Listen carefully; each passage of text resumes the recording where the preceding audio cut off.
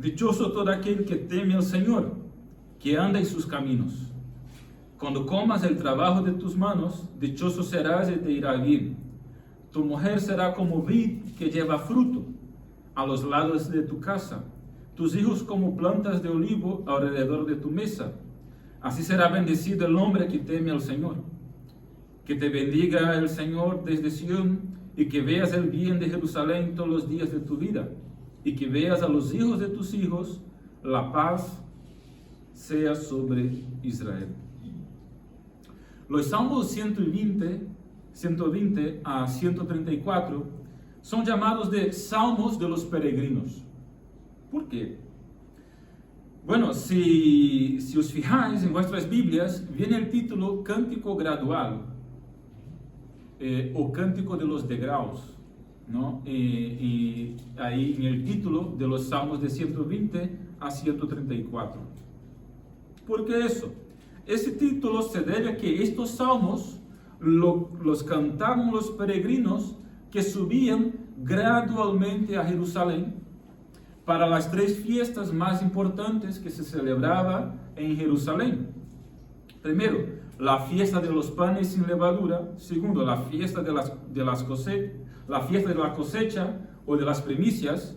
Y tercero, la fiesta de la recolección, de la salida del año.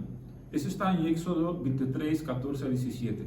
Las 3 fiestas más importantes de los israelitas, y los cuales, pues, todos aquellos que tenían condiciones, como que estaban obligados, aunque iban con alegría a Jerusalén para sacrificar allí y cultuar al Señor, ¿no? Y los cánticos graduales, o el cántico gradual, se suele decir, los comentaristas casi en absoluto dicen que esos cánticos eran cánticos que se cantaban en ese peregrinaje, ¿no? Que las familias hacían desde su casa, desde su sitio, hasta Jerusalén para adorar a Dios, ¿no? Entonces, 2 de esos salmos, 2 de esos 14 salmos cantados en esa peregrinación tienen que ver con la familia. Y como dije, es justo que tengan que ver con la familia, al menos 2 de esos 14 salmos, porque las familias solían ir juntas, ¿no? En ese peregrinaje, a veces caminando realmente largos viajes hasta llegar en Jerusalén. Entonces, era costumbre de las familias judías viajar juntas a esas fiestas anuales en Jerusalén. Por cierto, qué bueno es viajar juntos como familia, ¿verdad? ¿Sí o no? A mí, sí. Bueno, especialmente la familia más cercana, quiero decir, los del propio hogar, ¿no? Porque a veces cuando metemos ya a la familia general, ahí ya es mucho lío. Pero la familia directa, por así decirlo, ¿no? Los que están más en el hogar. Bueno, así que, bueno, al menos a mí me gusta, aunque ahora por donde vamos estamos liados con los niños, no hay manera. Bueno, pero es bueno viajar juntos como familia y tener tiempo, sobre todo de calidad, con los miembros de la familia. Entonces, fijaros, viajaban largos viajes, largos días, ¿no? Es decir, varios días viajando desde su casa hasta Jerusalén, y era tiempo en que los padres tenían contacto con sus hijos. Iban caminando, iban hablando, pues tenían que dormir, montaban la tienda, estaban allí en la tienda juntos, no había trabajo, simplemente tenían que ir caminando, tenían que ir juntos. Eso de alguna forma era tiempo de calidad provisto por el Señor para las familias que subían juntas a Jerusalén, ¿no? El salmo anterior, el salmo 127, mostraba a los niños como una rica herencia y como flechas para derrotar al enemigo. Lo hemos estudiado la semana pasada. Este salmo 128 usa imágenes agrícolas, tanto para la esposa como para los hijos, y hay un progreso en la edad. porque vamos de los hijos a los nietos y vemos a un hombre y una mujer felices a medida que pasan por varias etapas en la vida. Y hay también un progreso en felicidad, porque los hijos que en el salmo anterior eran saetas, ¿qué son aquí en este salmo? Son renuevos de olivo. Y en vez de hablar de los enemigos en la puerta, cerramos con paz sobre Israel.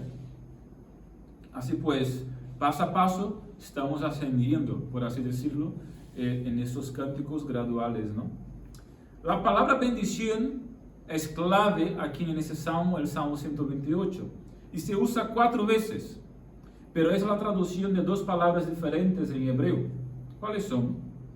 En los versículos 1 y 2 es la palabra asher, entre comillas, ¿no? Que a menudo se traduce como feliz, y que se suele usar para describir el bien que viene cuando las personas hacen lo que agrada al Señor. Esa es la palabra asher, feliz, que normalmente se utiliza para describir el bien que viene cuando las personas agradan al Señor. La segunda palabra está en el versículo 4 y el versículo 5, barak, que significa bendecido por el Señor. Normalmente usada por el Señor cuando Él bendice a las personas. En algunas versiones, las 4 palabras son la misma. Tiene que ver con bendición. Tiene que ver una con la otra, ¿no? Pero son 2 palabras distintas. Así que vamos estudiando este salmo según la división que nos sugiere un comentarista llamado Warren Wiersbe. Y el primer punto es una familia piadosa. Y es el punto en que nos detendremos más, porque es el punto básico, fundamental. Es el fundamento para todo lo demás que hay en el Salmo. El versículo 1 que dice, dichoso o feliz, la palabra asher, es todo aquel que teme al Señor y que anda en sus caminos. Una familia piadosa. Aún a día de hoy, en varias regiones del Medio Oriente, pero especialmente en la época de este Salmo, los matrimonios eran arreglados principalmente por los padres. Pero las historias de Jacob y otras nos indican que el amor no carecía por completo de las relaciones en los matrimonios, ¿no? Aquí en este salmo tenemos a una pareja judía que aparentemente temía al Señor y quería establecer un hogar que pudiera ser bendecido por el Señor. Y enseña a sus oyentes que el que teme al Señor y anda en sus caminos, pues le irá bien, será feliz. Tendrá un hogar feliz. Será una persona feliz. Nos enseña Salomón en Proverbios que el temor del Señor es ¿el qué? El principio de toda la sabiduría. De hecho, desde mi propia experiencia, puedo afirmaros con total seguridad que el temor que he tenido al Señor desde muy jovencito me ha librado de pecar en muchas ocasiones. El temor, desde mi propia experiencia, el temor que siempre he tenido desde que me inculcaron las verdades de las Escrituras, me ha impedido, no es que no quería pecar, es que no conseguía, porque de alguna forma el temor me asombraba y me impedía de practicar cosas que no estaban de acuerdo con la palabra. Esto es lo que quiere decir Salomón cuando dice que el temor del Señor es el principio de toda la sabiduría. Porque si nos impide de pecar, es sabiduría. Si nos lleva a agradar al Señor, eso no hay nada más sabio que eso. Y lo he vivido en mi propia experiencia y sigo viviéndolo. Realmente hay cosas que uno quiere hacer por su naturaleza pecaminosa, pero cuando se acuerda del Señor, es que no puede. Y si por si acaso lo hace, es que el temor del Señor le invade de tal forma que quiere arrepentirse pronto y pedir perdón pronto. Una ocasión me llamó un hermano y me dijo: pastor, pasó eso y aquello en mi trabajo, eso y aquello otro, y y es que he mentido. Entonces, no me acuerdo exactamente la historia, ¿no? Los pormenores, por así decirlo, pero al hermano le pesaba el corazón por haber hecho aquello, y luego fue a arreglar la situación. Pues ¿eso qué es? Una persona que teme al Señor. El temor del Señor es el principio de toda la sabiduría. Ya se ha intentado definir de muchas formas lo que significa temer al Señor, especialmente intentando diferenciarlo del miedo. Puede ser bastante útil esta distinción entre temor y miedo, porque en nuestro lenguaje la palabra miedo suele tener connotación negativa, ¿verdad?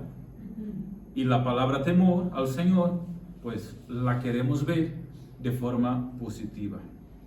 Pienso que la dificultad viene a raíz de una falta de conocimiento o un conocimiento precario o superficial de Dios.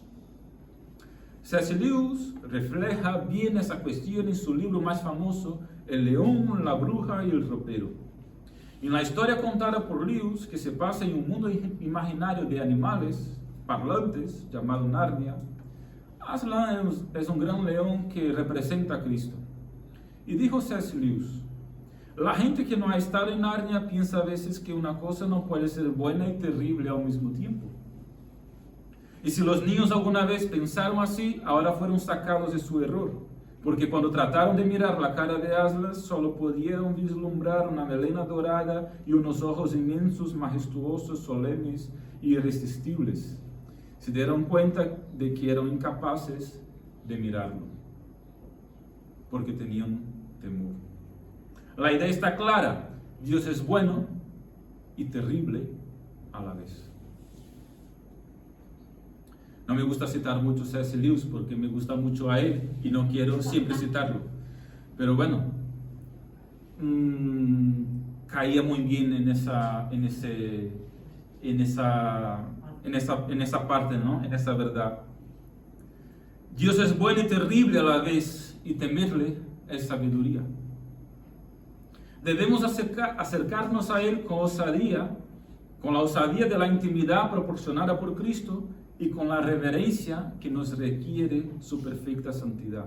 En otro libro, escrito después de la muerte de su esposa, él escribe: ¿qué quiere decir la gente cuando afirma: yo a Dios no le tengo miedo, porque sé que es bueno? ¿Han ido al dentista alguna vez? Qué raro, ¿no? ¿Qué quiere decir la gente cuando afirma: yo a Dios no le tengo miedo porque sé que es bueno? ¿Han ido al dentista alguna vez? Es que el dentista es bueno, pero da miedo en mucha gente. Y al que parece a ese hombre también. Precisamente porque Dios es bueno, que Él nos disciplina y nos moldea, como estaba hablando aquí Ángel en la canción, ¿no? La metáfora de este autor es curiosa, pero tiene mucha verdad. La mayoría de los seres humanos no vamos al dentista porque nos gusta, sino porque lo necesitamos. Muchos incluso tienen cierto miedo al dentista, ¿no? Cuando enciende el motorcito, ¿verdad? Pero aún con miedo acudimos al dentista. ¿Por qué? Porque sabemos que es bueno, que es lo mejor a ser hecho. Si tratamiento dentario es lo que queremos, es lo que deseamos. La metáfora, por ejemplo, de Jeremías, del alfarero con su vaso, que refleja esta canción, ¿no?, que hemos cantado. El Señor es el alfarero y nosotros las vasijas. Y estar quebrantado y ser moldeado y lapidado y estar bajo tratamiento divino es una necesidad para nosotros. Pero como bien se ha dicho, puede costarnos bastante, ¿verdad? Eso a muchos puede causar cierto miedo, pero que ese miedo no nos aleje jamás del bondadoso Dios, sino que sea un temor reverente, que nos acerca a Él y no que nos distancie de Él. ¿Qué significa para ti temer a Dios y temerle a Él como tu alfarero? En general se entiende que temer al Señor tiene que ver con reverenciarlo y buscar complacerlo obedeciendo su palabra. Y en el fondo de todo está el pacto de Dios con su pueblo. Si obedecían, Dios satisfaría sus necesidades. Si desobedecían, serían castigados. Como dijo Spurgeon, el gran predicador británico, ese temor es el temor que un hijo siente por su padre amado, un temor de ofender. Es el temor que siente uno que ha sido rescatado de la destrucción por su benefactor, que noblemente y sacrificándose se ha interpuesto para salvarle. Un temor de obrar de modo indigno a su bondad, lo que estaba explicando aquí en mi propia experiencia personal, ¿no? Es el que llena el pecho de un rebelde perdonado y agradecido en presencia de un soberano venerado. Un temor de que si él se olvida de la bondad del otro, le puede causar pesadumbre. Este es el temor del discípulo de Cristo.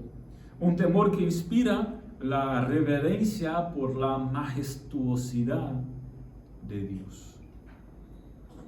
La gratitud por las misericordias, el temor de desagradarle, el deseo de su aprobación y anhelo de la comunión del cielo, el temor de los ángeles y del Hijo bendito, el temor no del pesar, sino del amor, que se retrae instintivamente de hacer nada que pueda contristar o omitir, nada que pudiera honrarle. Para terminar ese primer punto y aplicarlo a la familia, cuando ves un hogar en que el matrimonio hace frente a toda tempestad, puedes estar seguro de algo, que reposa sobre un fundamento seguro que se halla más allá del alcance del sentido humano y que este fundamento es el temor del Señor. Dichoso o feliz, dice el Salmo, todo aquel que teme al Señor y anda en sus caminos, porque si teme, andará en sus caminos. El salmista pues ha dado a este temor de Dios un lugar al comienzo de este salmo, que celebra la bendición que desciende sobre la vida conyugal y la vida hogareña, del hogar, de la familia.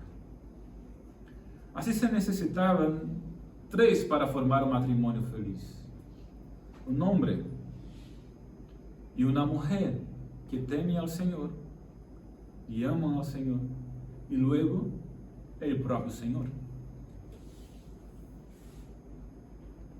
el que realizó la primera boda en el jardín del Edén. Allí estaban todos felices, ¿no?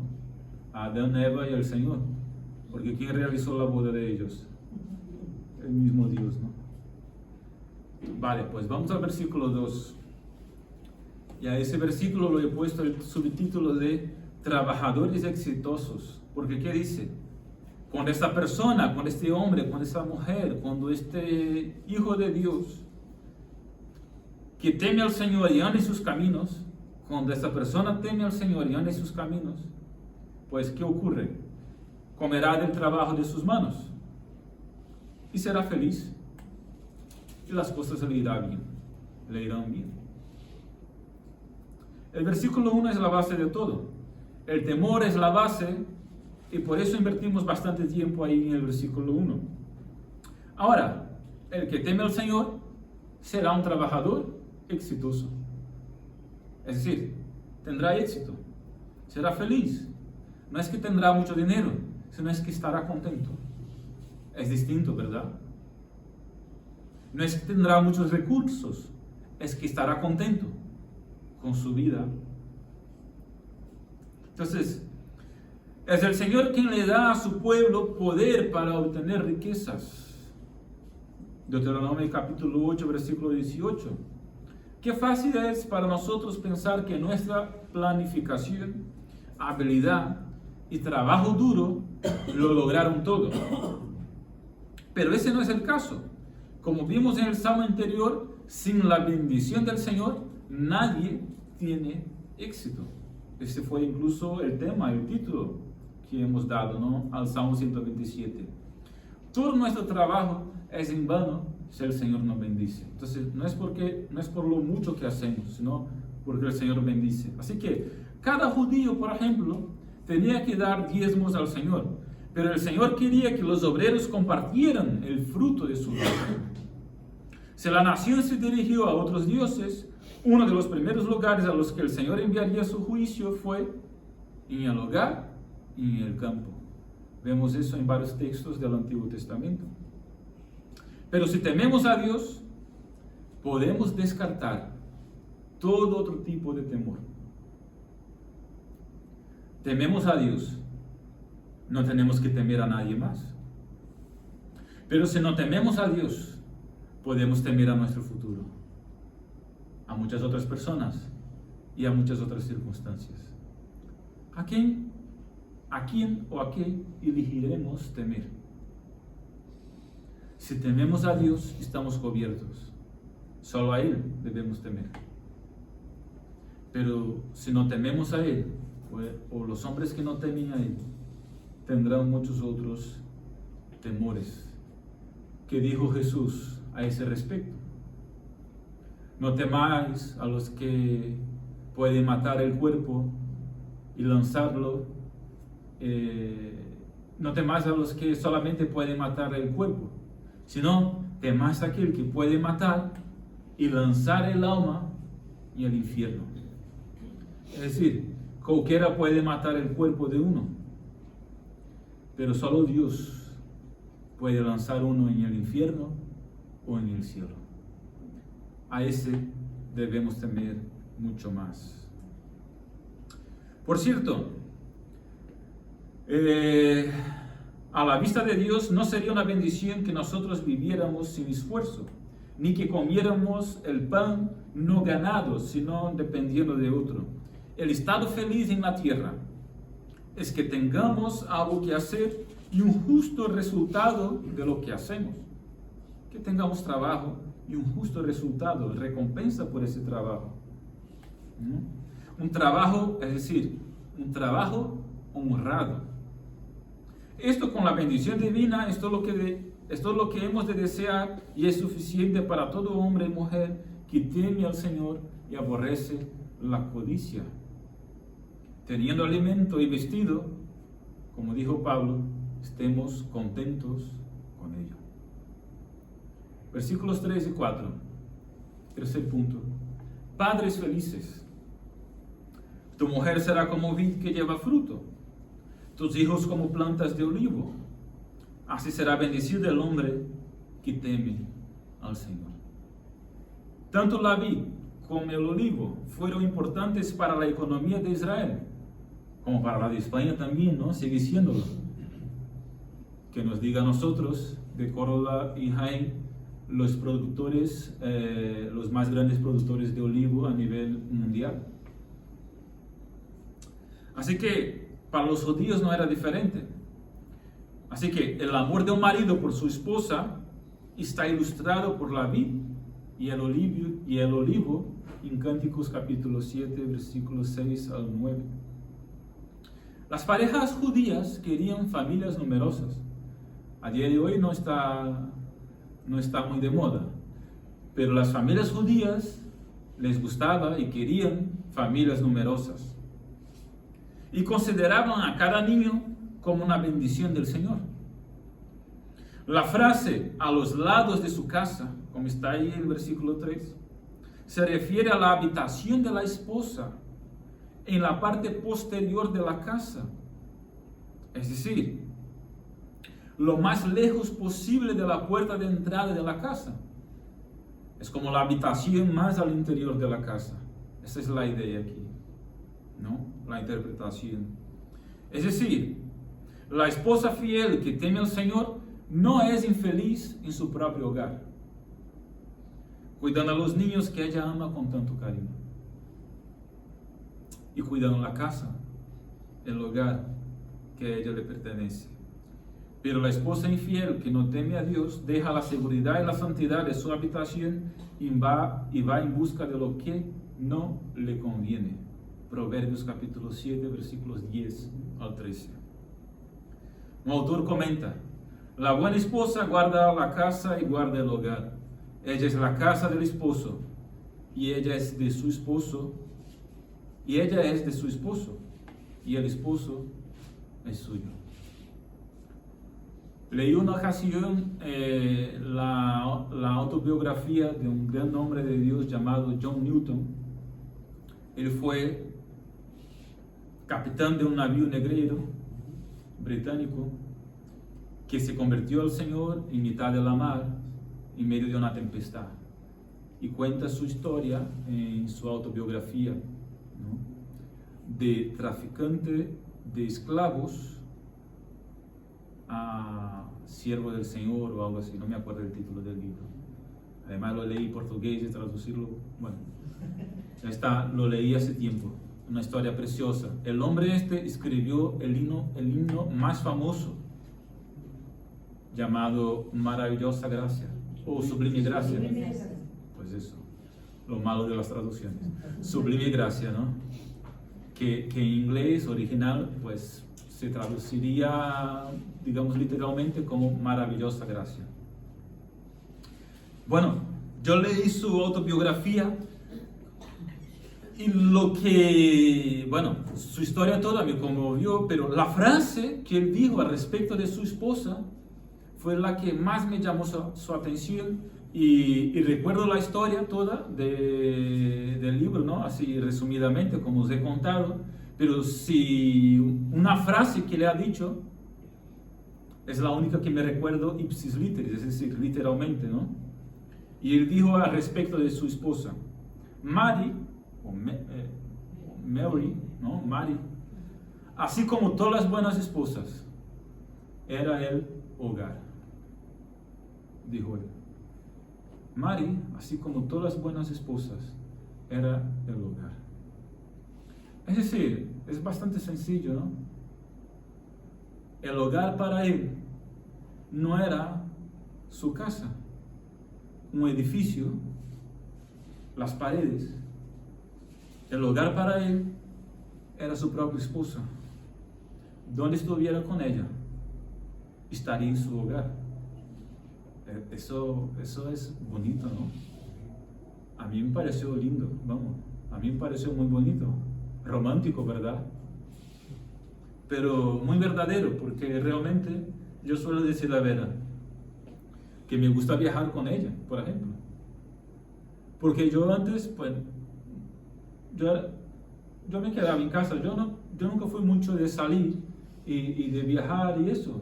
No es que no me gustaba, simplemente no tenía mucho ánimo. Pero con ella tengo ánimo de salir y de estar, porque me gusta su compañía. Estar con ella, pues, para mí está bien. Y cuando tengo que ir solo, pues, mejor me vuelvo antes. Voy por obligación, voy porque tengo que ir. Cuando he tenido que salir por alguna obligación, pues, de trabajo, ministerial, etc. Y ya ahora con los niños pequeños, pues tengo que salir solo más veces. Porque ya antes ella podía venir siempre conmigo, pero ahora con los dos niños pequeños, pues mucho mejor a veces se queda en casa. Me vuelvo antes. Los brotes de olivo alrededor de la base del árbol, que son frescos y vigorosos, representan a los niños alrededor de la mesa familiar. Se necesita paciencia para cuidarlos a medida que crecen, pero los esfuerzos son gratificantes. He aquí, versículo 4, he aquí que así será bendecido el hombre que teme al Señor. Se afirma con una nota que demanda atención. He aquí, así será bendecido el hombre que teme al Señor. Contempladlo por la fe en la promesa. He aquí, vedlo en la ejecución de la promesa, védelo con la garantía de que Dios es fiel, y admirándoos que sea así, porque nosotros no merecemos favor alguno, ni bendición de Él. Todo viene de Dios. Fijaros, he aquí, cómo es bendecido el hombre que teme al Señor. ¿Veis unos padres felices y un hogar bendecido? Y ahí hay gente que teme al Señor. Es que la palabra no falla. ¿Veis un matrimonio feliz? Y ahí unos que temen al Señor. A lo mejor puede haber matrimonios que sean de algún modo o estén de alguna manera felices sin temer al Señor. Pero no hay manera de que dos personas teman al Señor y no sean felices en su matrimonio. Versículo 5. Ciudadanos útiles. Porque dice el versículo 5, que te bendiga el Señor desde Sion y que veas el bien de Jerusalén todos los días de tu vida. Que veas el bien de Jerusalén todos los días de tu vida. El pueblo judío estaba orgulloso de su herencia y quería ver las mejores bendiciones de Dios en Jerusalén. Se dieron cuenta de lo enriquecidos que estaban en Sion, Jerusalén. Anhelaban que cada uno de sus hijos honrara a Israel, la nación en la cual vivían. Y anhelaban que ellos pudieran orar por la paz y la prosperidad de Israel y Jerusalén, para que pudieran vivir bien en aquella tierra. Muchos de los salmos terminan con una oración por la tierra y la ciudad. Así que un comentarista dijo, el verdadero patriotismo comienza en el hogar, donde el amor de Dios se enlaza con el amor a la familia y la patria. De hecho, la familia como institución divina es la base de la sociedad, al menos así creo yo. Cuando se quitan los pilares, ¿qué ocurre? Todo se derrumba. Y al que parece, hermanos míos, eso es algo que viene ocurriendo en nuestra sociedad occidental. Se están quitando los pilares de la familia y todo se está derrumbando. Es que si se ataca a la familia, se acabó la ética, la moral, se acabó la patria. O la nación que sirve al Señor, ¿no? De alguna forma, o que honra principios de la palabra, por así decirlo. Se está trabajando para quitar el pilar de la familia, tal cual Dios lo constituyó. Y lo que viene después de eso es derrumbe moral y espiritual. Y ya lo estamos viendo. Eso no es para mañana, eso es ya ahora. Lo estamos viendo ahora mismo. En contrapartida, donde las familias son fuertes, hay fortaleza ética y espiritual en la nación. Termino. Abuelos satisfechos, versículo 6. Que veas a los hijos de tus hijos. Estamos con los padres, nos fuimos a los hijos. Y ahora la pareja que empieza temiendo al Señor, ya son abuelos.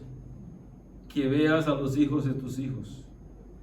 De novios a abuelos en solo 6 versos. No es tan rápido en la vida real, ¿verdad?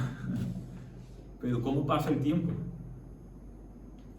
3 generaciones están representadas en este salmo. Somos tan propensos a pensar que Dios juzga a las generaciones siguientes si imitan los pecados de sus antepasados, pero debemos también recordar que Él también bendice a las generaciones futuras cuando los antepasados han sido piadosos y han transmitido esa misma piedad a sus descendientes. Y con eso no quiero decir que hijo de creyente, creyente será, porque cada persona toma su propia decisión y es responsable por ella. Lo que quiero decir es que la semilla, la moral, la ética, las virtudes, mejor dicho, cristianas, estarán ahí inculcadas en su mente y en su corazón. Y veas a los hijos de tus hijos. Este es un gran placer, ¿no? Que uno pueda ver a los hijos de sus hijos. Es decir, ser abuelos. Los hombres viven sus vidas más jóvenes, podríamos decir, en sus nietos. Es claro, a veces dependen de las nueras y de los hijos. pero digo en general. ¿No dice Salomón que los hijos de los hijos son la corona de la vejez? Eso dijo Salomón. El hombre bueno está contento de que su linaje continúe y se regocija en la convicción de que serán formados otros hogares tan felices como el suyo, en los cuales Dios es glorificado. Así que este es el Salmo 128, que aquí hemos intentado interpretar y aplicarlo. La familia del que teme al Señor es una familia piadosa, de trabajadores exitosos, de padres felices, de ciudadanos útiles y de abuelos satisfechos. Pero todo empieza y gira alrededor de una cosa solo: el temor al Señor y el andar en sus caminos. ¿Es esta tu familia? ¿Es esta tu familia, la del Salmo 128? Una vez más, recordaros que todo empieza con temer al Señor y andar en sus caminos. Y para tanto hay que conocerle y seguir conociéndole.